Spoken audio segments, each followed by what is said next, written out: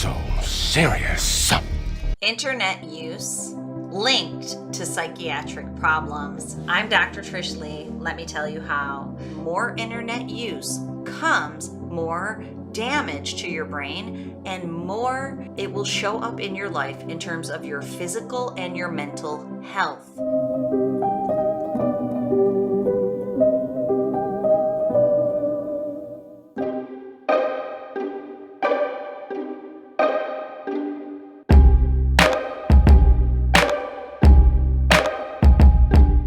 Hello and welcome to Conflicted. I'm conflicted about everything that's going on in the world right now, so I thought I'd make a YouTube channel and discuss it with you guys. Welcome. Okay guys, just get straight into it. So the title of the video obviously is going to be more than informative enough of what we're going to be talking about today, so I'm going to just go straight ahead with it.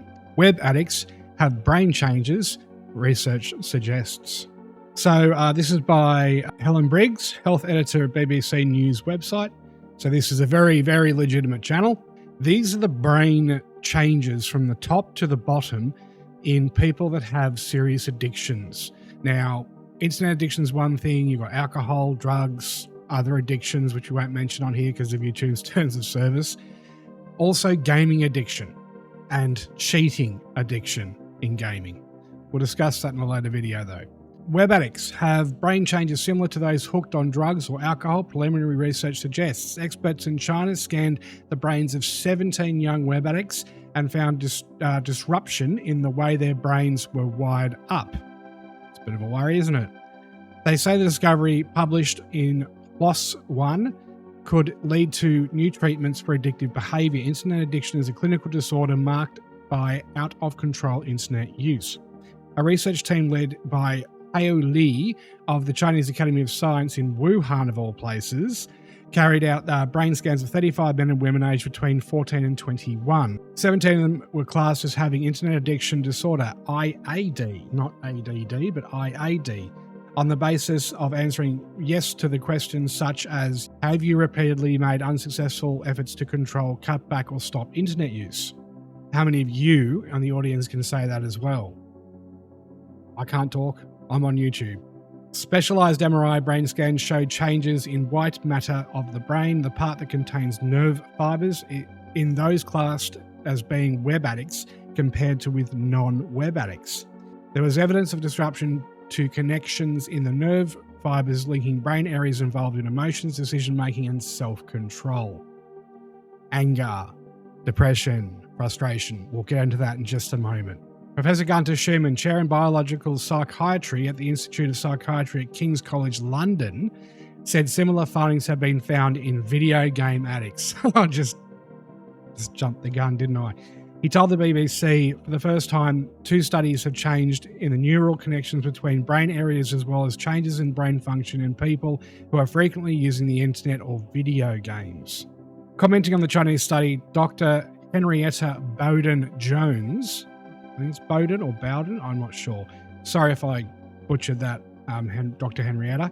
Jones, consulted psychiatrist and honorary senior lecturer at Imperial College London, said the research was groundbreaking. It's pretty scary, isn't it?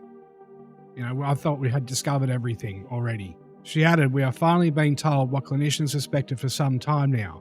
The white matter abnormalities in the orbitofrontal cortex and other truly significant brain areas where substances are involved, but also in behavioural ones such as internet addiction. Said further studies with larger numbers of subjects were needed to confirm the findings. I think they've already found the truth. I'm going to continue showing you the doctor's video, and he goes for another 3 or 4 minutes on top of what I've already showed you, in relation to the damage, the brain damage you're receiving, and children most specifically are receiving from excessive internet exposure. So we need to really start looking at computer games as a big issue, online gambling as a big issue. Aside from the usual alcohol, gambling, domestic violence, and all the other stuff that we are very well studied on, we need to enter into this part of research at full breakneck speed, because we are so far behind on this. Now, I myself, I'm not a perfect person. I have never had internet addiction. I switch off every day. My phone gets hardly ever picked up unless, I'll get 6 or 7 different notifications. And then when I'm ready, I'll actually turn it on and have a look at it. I don't, every time it makes a noise like a baby, do I touch it. And this is a big problem that most people have. They treat their phone like a toddler. And every time it makes a noise, I've got to pay attention to it. Why are you doing that? You're addicted and you don't realize it. Now, in this part of the video that's coming up with the doctor, she'll explain what's happening to your brain specifically and why you're doing it. Guys, if you've actually tuned in this far, thank you. You are the actual people that are actually either willing to hear this out or the only ones with the attention span to do so in our society. It's scary. So guys, let's just get into the next part of the video. What the authors of this study found is that kids that were in a residential treatment facility for psychiatric problems had a much higher instance of internet addiction and problematic internet use. They compared this group of kids that have pretty significant psychiatric problems.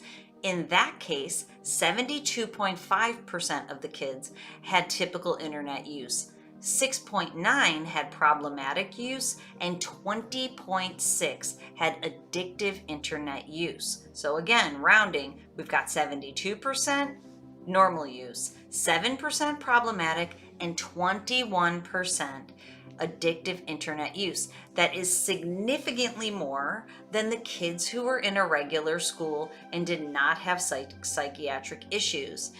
They did not find any link to socioeconomic status or to parent marital status. What they found was internet use was significantly related to psychiatric problems like anxiety, depression, anger, obsessive compulsive disorders. They found that there was aggression. Kids that were struggling with the psychiatric issues used the internet in an addictive way much more than their age-matched peers. So what does that mean for us? We know from the science that addictive internet use increases the slow speed, theta, in your brain and increases the extra fast speed, high beta, in your brain. It's the exact opposite of the optimal processing speed in the middle of using alpha and low beta for calm focus. So these kids are not calm and focused because they're using the internet so much, feeling overwhelmed and fatigued and irritated while feeling anxious and compulsive. More internet use comes more damage to your brain and more it will show up in your life in terms of your physical and your mental health. There's a study that looked at internet use among adolescents, and actually the study was from 2010 to 2016, so it's a little bit older now, so I imagine the percentages are in the thousands, more than 900% now, since the study is a little bit dated, and with the advent of social media and people being on so much more,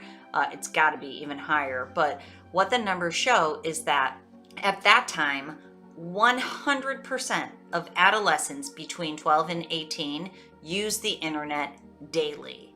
More than 80% use the internet on the go. 60% consider the internet and using it to be indispensable. And exactly 0% considered abstinence an option. Dopamine is the pleasure-seeking neurotransmitter. It makes your brain feel good.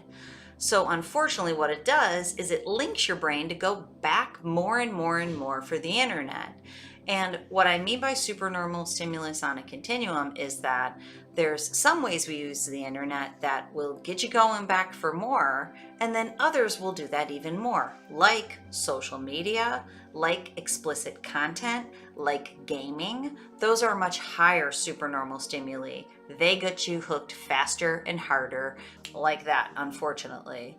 So when you continue to go back to use the internet daily with no plans of stopping, what happens is eventually with use, it increases the use of theta, slow brain speed in your brain. It slows your brain down. And we know this from a study that looked at EEG, electroencephalogram, of people who were addicted to the internet, who use the internet a lot. So with more internet use comes more damage to your brain, and more it will show up in your life in terms of your physical and your mental health. So what happens is, when you keep going into the screen, you're giving your brain the dopamine that it wants, and you're feeding this brain pattern that wants to feel good. But it leaves your brain wired and tired. And unfortunately, it slows your brain down, too much theta. And what we also know is that there's a low power in the brain from using the internet. So it powers your brain down. You're not able to think as well as you would be able to if you didn't go back into the internet over and over. And so that shows up as low magnitude or not enough of low beta optimal processing speed in the middle for calm focus, for thinking. Now, if gaming's an issue, or if you know someone who games, which I know a lot of them, and as the mom of 6 kids, I'm always trying to reduce the amount of gaming that's happening in my home. But if you are hooked on internet gaming, we also know from the science that it increases delta production in your brain. Delta is extra slow brain speed. It's sleep mode, and that's at baseline. So what that means is, when you're not gaming and you're out in the world, your brain's falling asleep and it's using sleep mode. Clearly, that's not the best way to think. Thinking mode is in the middle, not out in the extremes of extra slow and slow or extra fast anxiety. That's what I call the pendulum effect. We want to bring your brain into the middle for optimal speed and keep you out of this pendulum that creates anxiety, overwhelm, fatigue, and disconnect from the real world. Okay, that is what internet addiction, and especially gaming or explicit content, does to your brain. Okay, guys, so you've seen what the doctor has said. It's pretty serious stuff.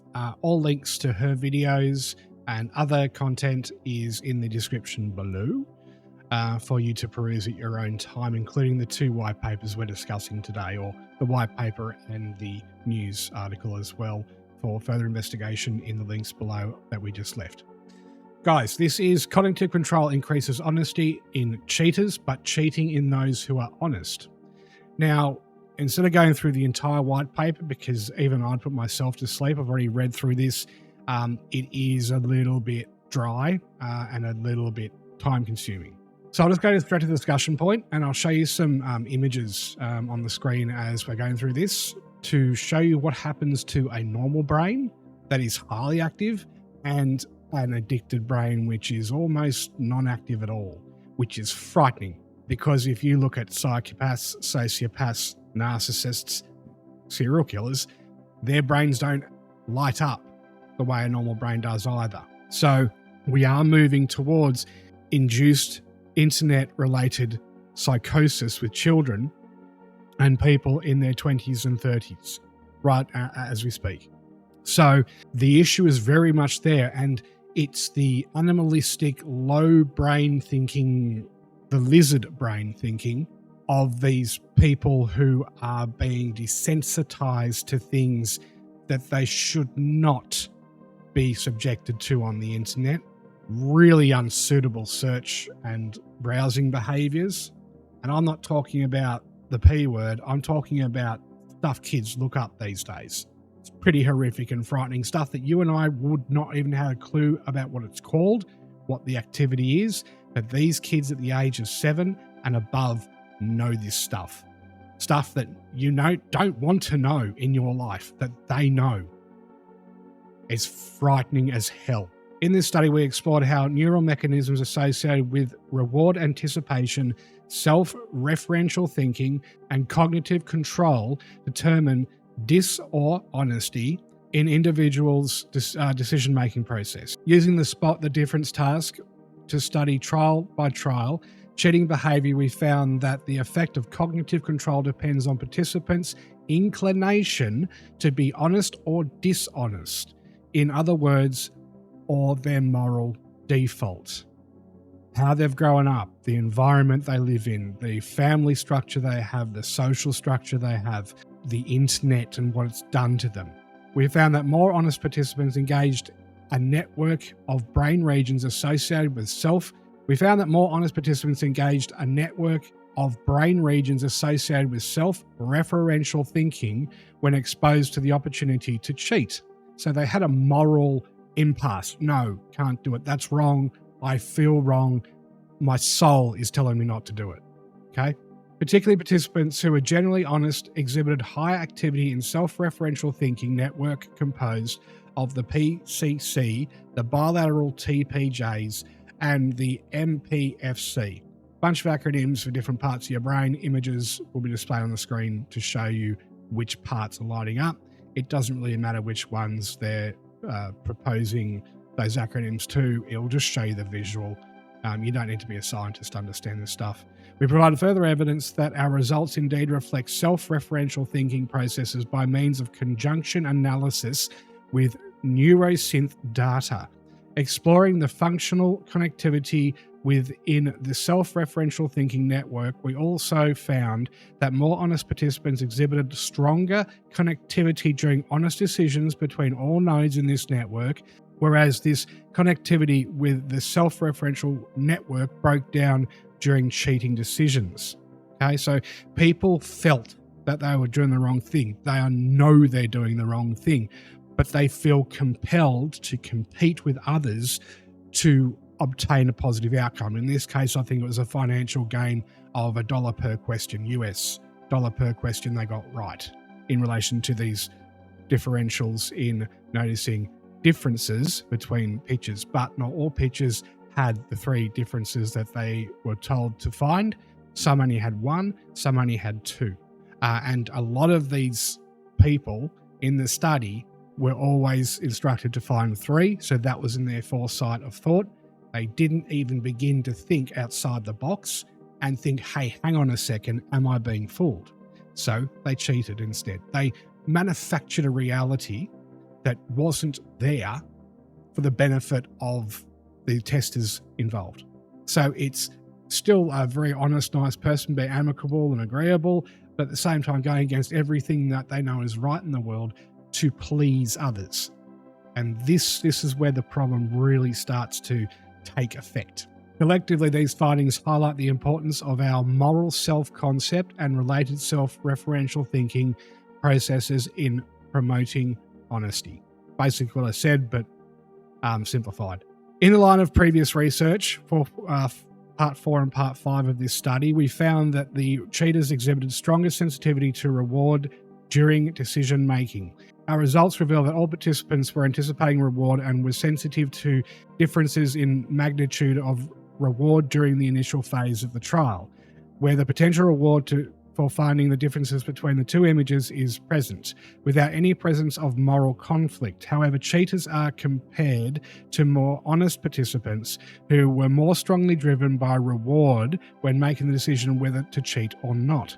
Specifically, cheaters exhibited high neural activation in the NACC, and that'll be at the bottom of the images than you'll see in the 2 top. The very top of the image that you'll see on the screen will show a very low activation. The one below that is a high activation. That's the normal, nice, honest brain. And below this is the NACC that they're talking about in the bottom of that image you're seeing on whichever figure it is, 1, 2, 3, or 4, which is an area that's been consistently linked to reward anticipation, parts 34 and 36 of the study, during the decision phase. Thus, whereas all participants are sensitive to differences in the magnitude of reward in the absence of moral conflict, particularly, the cheaters are driven by anticipation of reward when making the decision to cheat.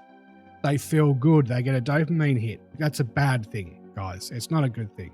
It shows that they have a lack of morality, decency, common sense, and correct brain wiring, as we've already shown you in the video so far. Importantly, our study suggests that the function of cognitive control depends on person's moral default. Particularly, we have found that the honest participants' more cognitive control are represented by high activity in the LFG, which is in the images I've shown you, was needed to cheat, whereas for participants who cheated frequently, control was needed in order to be honest. While honest participants need cognitive control to overcome their inclination of being honest in order to cheat, cheaters had to exert control to override their greedy tendencies in order to be honest. So you'll see from figure 1 to figure 2 that I'm showing you now that it's a flip. The less activity in figure 2 is the normal brain. The figure and the higher activity, much higher activity, is in the cheater brain. So it's a flip of moral situation. In the literature, there has been a debate between proponents of the will hypothesis and the grace hypothesis. Researchers are pointing that will hypothesis, parts 17, 20, and 43 of the study, suggests cognitive control is needed to be honest in direction opposing to this. Another stream of research has accumulated evidence in favour of grace hypothesis. For meta-analysis, see references 18, 24, and 27 advocating the cognitive control is required for dishonesty. Our findings help reconcile the conflict as they suggest that people are distributed along a continuum for individuals who are generally honest and to participants who can be considered cheaters. Participants on the side of the spectrum have a default inclination to be honest, which is associated with more self-referential thinking when given the opportunity to cheat.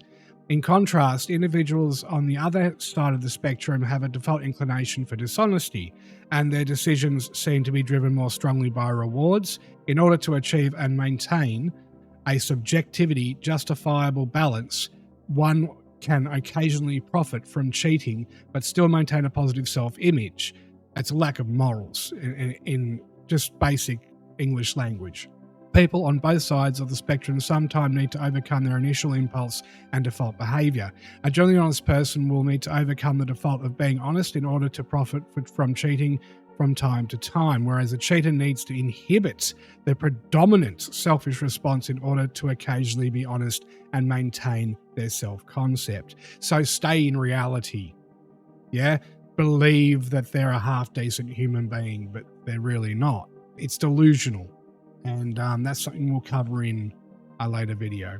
Thus, it appears that the effect of cognitive control depends on our moral default. For honest people, the grace hypothesis applies. Honesty results from the absence of temptation and response inhibition needed to cheat. In contrast, for cheaters, that predictions of the will hypothesis apply, which is this next hypothesis that they're discussing. An active resistance to temptation in the form of inhibition is needed to be honest. Extending findings from cognitive psychology to the social moral domain, our results suggest that the cognitive control seems to be the purpose of overriding our default behaviour. We show the cognitive control process well established through previous research response inhibitions, 44 to 46, can serve different purposes for different people in the context of dishonest decision making. Our study thus contributes to the reconciliation of controversy of the role of cognitive control in moral decision making. It goes on and on and on. I'm not going to keep reading it because you're going to fall asleep. Long story cut short, otherwise known as keep it simple stupid. So let's just keep it simple stupid, okay? In a nutshell, cheaters enjoy cheating. They enjoy lying. They have no moral compass or brain activity that shows that they are moralistically inclined or aligned with decent, normal behaviours in society.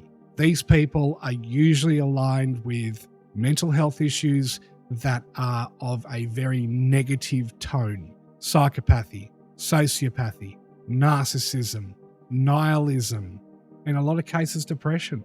So these are very dark psychiatric disorders that are underlying in this subject in this study, right? People that choose to do the wrong thing because they get a kick out of it. They get a high out of it.